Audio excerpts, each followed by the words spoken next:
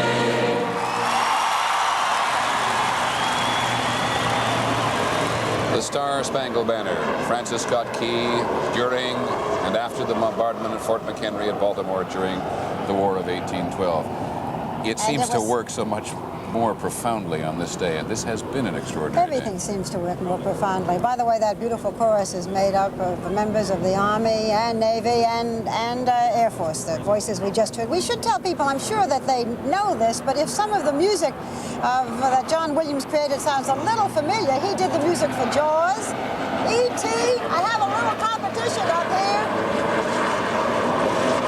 That's the helicopter headed towards the JFK where President and First Lady are tonight.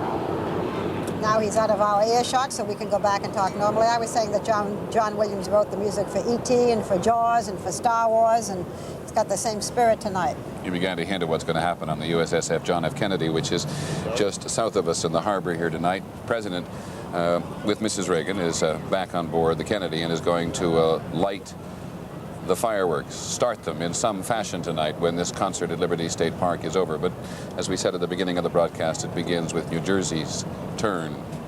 And tomorrow, by the way, the Statue of Liberty officially opens to the public, and Mrs. Reagan will be opening it with young children, both French and American, and then anyone who comes here can go off and visit and see it in all its beauty. And there's some very interesting changes in the Statue of Liberty this time, too, because it's now even better equipped. There, by the way, is the John F. Kennedy there with her enormous deck, her flat top on which she can carry almost 90 aircraft.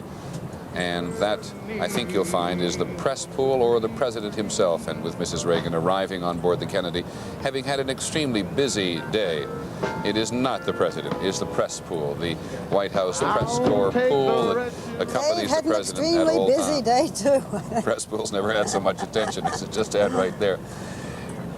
He'll be arriving very shortly. He's had an extremely busy day, having got up very early along with some of the rest of us and come down the Hudson River, reviewed the international naval ships, then sat on Governor's Island, was on board the USS Iowa, then had a luncheon with French President Mitterrand, who's going off to Moscow on Monday. He had a lot of mix of politics today, as well as just celebrating the 4th. But don't you think that he's had a very good time? I mean, this is just the kind of event that President Reagan loves. It's patriotic, it's exciting, it's the American dream. Some people say that he's the embodiment of the American dream. Well, I've certainly heard a great many people, Barbara, today, and I think it's certainly not an original thought, to say that how President Reagan has contributed considerably to making America feel the way it is today. Let's go back to Liberty State Park and this evening's concert. Thank you. Ladies and gentlemen, please meet the Boston Pops Esplanade Orchestra.